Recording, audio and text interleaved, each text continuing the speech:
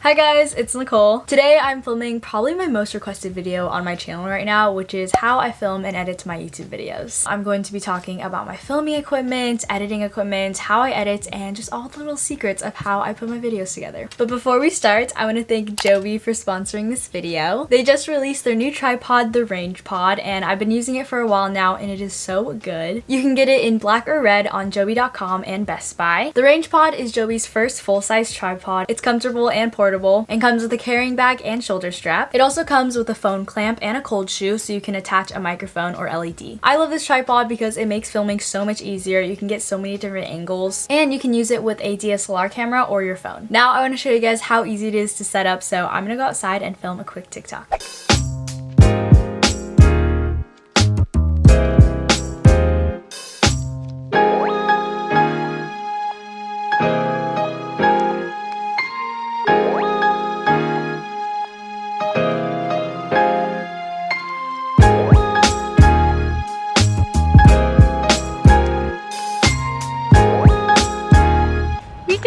Click the link down below to get your JOBY RangePod. Now let's get back into the video.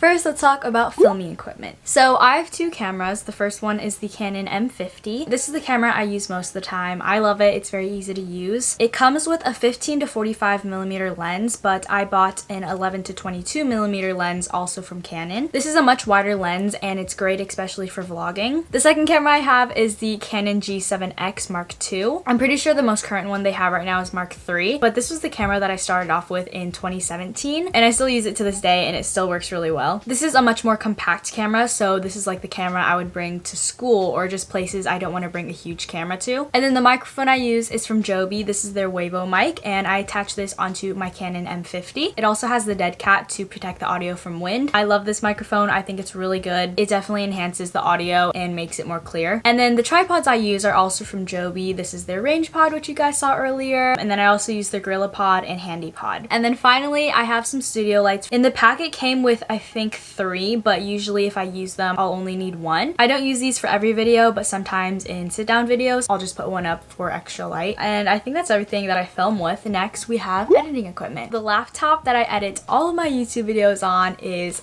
this baby right here. This is the Apple MacBook Pro. It's 13 inches. It's just the normal one. There's no like touch bar or anything. I love this laptop so much. It's literally my baby. I just do everything on here and I feel like I've had it for a while now. Before this I had a MacBook Air, which also works really well. But yeah, if you're looking for a good laptop, I do suggest the MacBooks from Apple. They're really good in my opinion and they last a while. And then the editing software that I use is Final Cut Pro 10. This is $300, but in my opinion, I think it's totally worth it, especially if you plan on doing YouTube for a long time. I got this right before Vlogmas 2018 because at that time I was using iMovie, which by the way is a really good software to start off with. So if there's any like beginners at YouTube or like if you're just starting off YouTube, I definitely recommend using iMovie first. But I wanted to increase my editing skills and Final Cut Pro is perfect for that. There are literally so many different things on Final Cut. I've had it for like over a year and a half and I'm still discovering new things. And so I also recommend Final Cut Pro if you're looking for a good editing software. I've heard Premiere is good as well. I've never tried it, but I've heard it's a good one too. So you guys can check out that one as well. All right, and then the next portion of the video is how I edit. But before I tell you guys how I edit and all the little things and secrets I add into my videos, I get this one question a lot, which is how long does editing take? And my answer is between 4 to 10 hours. It definitely depends on what type of video you're editing,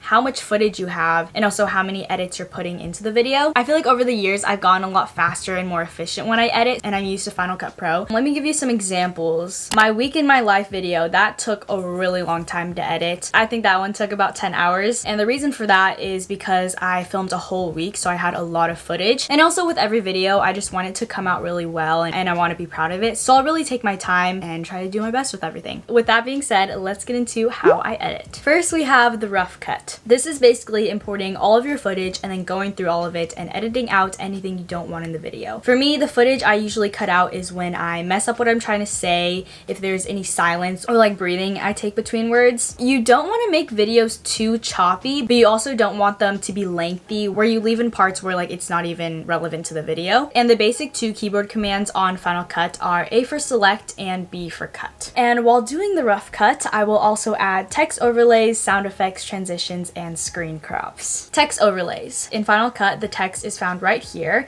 and to find all the different texts, you go to titles. The main two that I use are basic title and typewriter. Basic title is just text that appears on the screen like this. There are no effects like it says in the name, it's just basic. And typewriter is text that appears as if you were typing something. So I use this in my intros when I pull like different clips from the video to introduce it. Fonts. I have a few that I use mainly, and these are Helvetica New Bold, Helvetica New Italic Bold, Rock Brush, Shoreline Script Bold, Futura Italic, Georgia, and Soap. These are the ones I usually gravitate towards. I just really like how they look, and I feel like they go best with my videos. But the great thing about Final Cut Pro is the selection of things they have. There are literally so many different fonts, you can definitely find some that you like. Sound effects. The sound effects are found right here. Like the fonts, there are so many different ones to choose from, and you can also import other sounds from YouTube, which I will explain later when we get to music. Some of the sound effects that I use a lot are computer mouse, bottle cork, and swish too. Those are like the little quick ones I use, but also in sound effects are jingles. So if you ever hear music in my videos that go like this,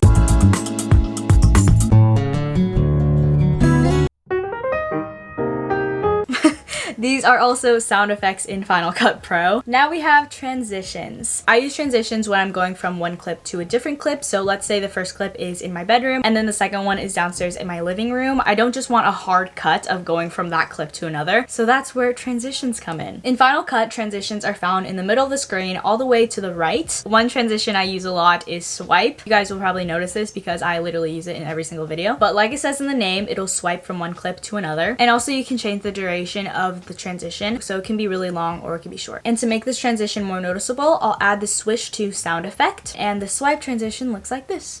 Hope you like it.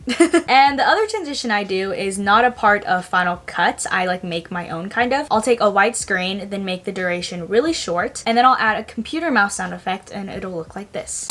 And those are the transitions I do. Screen crops. The screen crops I edit usually look like this and this. Usually I'll crop the screen when I'm like putting emphasis on something. To crop the screen, the option is found here. There are three options: transform, crop, and distort. Click crop, and then there are another three options: trim, crop, and Ken burns. Crop is to quickly crop a screen in, and then the Ken burns will crop but move at the same time. Lastly, we have music. Music is so important for videos, whether it's in the background or it's just playing for a montage. Music definitely enhances a video a lot. It can make the video go from boring to like more fun. You want to use non-copyrighted music. This is so that you can monetize your videos, because YouTube, their copyright rules are so strict now. If you use copyrighted music, they're like, no, you won't get paid. So the two places I find music are YouTube and then thematic music. On YouTube, I'll just search non-copyright music and then I'll find songs that I want. Here are some non-copyrighted artists that I really like for background music. I'm pretty sure most of their songs are non-copyrighted, so I definitely use these artists a lot. But after I find a song that I want, I have to download it. So I will copy a link and then go to an MP3 downloader. This is the website that I use. All you do is just paste the link and then it'll download it for you, and then now it'll show up in your iTunes. Oh, and this is the same thing with sound effects. Like I said earlier, you can download sound effects from YouTube. Just find a sound effect on YouTube that you like, copy and paste it into the YouTube MP3 downloader, and then you'll have it into iTunes. Alright, so that's what I do for YouTube. And then for thematic music, all of their songs are actually non-copyrighted already. But in order to use it, you have to credit the artist in your description box. So if you look at my description boxes in my YouTube videos, you'll find a category with music, and I'll usually have the artist, the song title, and the link to that song from thematic music. But this is basically the same thing with YouTube. I'll just search for songs that I want, and then you can already download it on thematic. You don't have to go to a YouTube MP3 player, and that's how I get music. That's about everything about how I film and edit my YouTube videos. Hi guys! So I'm filming this on a different day. I was going to end the video from the clip that you just saw, but then I posted on my community page asking you guys if you had any questions about how I film or edit, and you guys did, so I'm gonna answer a few of them. By the way, if you don't know how to get to my community page, all you do is go to my profile. There's categories, one of them says community, and bam, you're at the community tab. So I picked out like 10 questions, and yeah, we're gonna get through them. The first question I actually got a lot, which is how do you become more comfortable filming yourself? I started vlogging in 2017, which was 3 years ago. Let me tell you guys, I was a really shy girl when I was younger, so I totally get all of your comments that are saying like I'm too shy or I just don't feel comfortable about filming myself yet, and trust me, I was there too. If you look at my first few vlogs, very awkward. Definitely very awkward, because like you're talking to a camera, you know, so it's not that normal to just talk to a camera by yourself, which is what I'm doing right now. But now time has passed and I talk to the camera like it's a friend, which basically is because I'm talking to you guys and you guys are all my friends. But I guess my answer is that over time, as you get more experience and you're just filming yourself constantly, then you'll definitely get more comfortable in front of a camera. So I would just say keep doing it until you get comfortable, until you talk to a camera like it's your friend. How do you feel about filming in public? Honestly, I don't really get embarrassed if I film in public. Like the last question, I've kind of just gotten used to just filming in general. So it's not really uncomfortable for me to just like whip out a camera at like the grocery store. But at the same time, there are going to be people who judge you. They might look at you weird and think like, why are they filming themselves? But you just have to not care what other people think. Obviously, I'm not gonna film in public if it's like disruptive or disrespectful to like my surroundings. Like you shouldn't be filming when you shouldn't be filming, if that makes sense. But in conclusion, no, I don't really get embarrassed. Do your family and friends ever get annoyed when you film? This is a really fun question, and I don't think so. I hope not.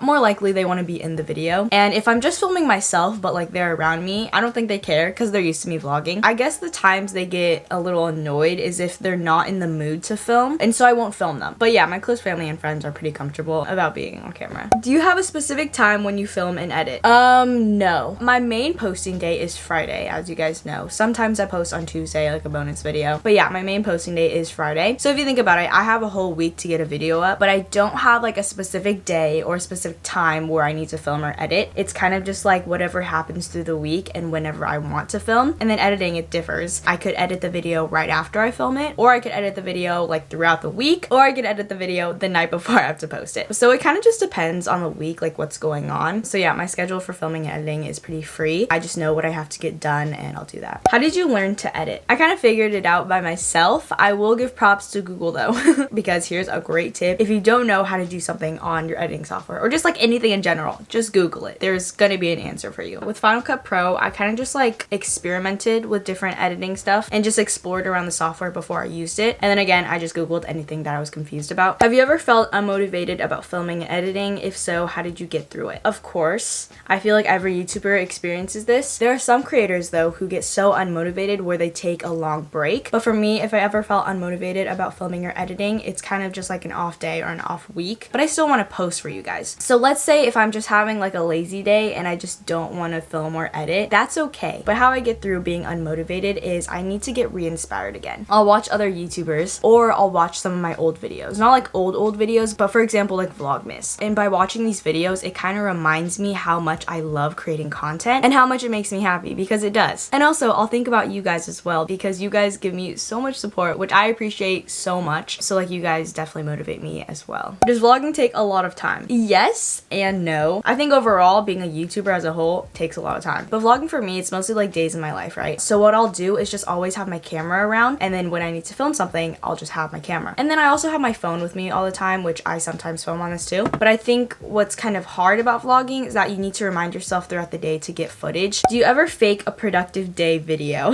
That's a really funny question. And no, I have not. So I think they're talking about like my productive morning routine or the productive day in my life. No, I do not fake those. I'll be honest, yes, of course I have days where I'm lazy and I don't want to do anything. I just want to lay in bed and put everything to the side. But I've always been the type of person to love getting things done. So like those productive videos, those are genuine. How do you manage to film and edit while you have other stuff, especially during Vlogmas? Before quarantine, when everything was open, like I had school, I had dance, and then I would still post on YouTube. The explanation for that is having good time management and determination. Especially during Vlogmas, oh my gosh. You have to film and edit and get the video up the next day. So you really have to plan good. Let me give you an example of like a Vlogmas day. So I'd be filming throughout the whole day. I would have school in the morning, maybe dance after school, a little bit of homework, and then I will edit at nighttime. And then the video would be up the next morning. So yeah, you really have to plan out your days. You have to stay on top of things, of course, and you just have to get things done. Like, just don't be lazy. You know what you gotta do and just do it. I think that's my mentality, especially during Vlogmas. But basically, I'm just saying have good time management and determination. Last question, are there times when you get upset or frustrated because editing takes a lot of time? Oh my gosh, of course. I can't tell you guys how many times I've cried over editing, because editing, I swear, takes so much out of you, especially if you're editing a whole video in one sitting, which I do a lot, and that takes a lot of time and a lot of work. But yeah, sometimes I'll like cry for a little bit because it's taking a long time. But if it's this situation, I'll usually cry for like only a minute or two, because then I'll just ask myself, like, why are you crying? Like, crying's not gonna edit the video for you, so just stop crying. So yeah, I'll just have my little moment and then I'll stop crying crying and then I'll finish the video. But then there are other times where the editing software just doesn't want to work for you. There are times where footage has been deleted and then you have to edit the whole thing over again. Or just something in the software that just doesn't work. So I've definitely cried over that too. But again, you just have to remember that crying's not going to help anything. So you kind of just have to pull through and just finish what you need to do. Alright, and those are all the questions that I'm going to answer. That is the end of this video. I hope this video was helpful, or at least you learned something. Thanks again to Joby for sponsoring this video. You guys can click the link down below to get your RangePod. And thank you guys for watching. I hope you enjoyed this video. Make sure to like and subscribe and turn on my post notifications so you guys get notified every time I post. YouTube disabled my comments once again. So you guys can go to my community tab and you can comment there. I will see you guys in my next video. I love you guys so much. Bye!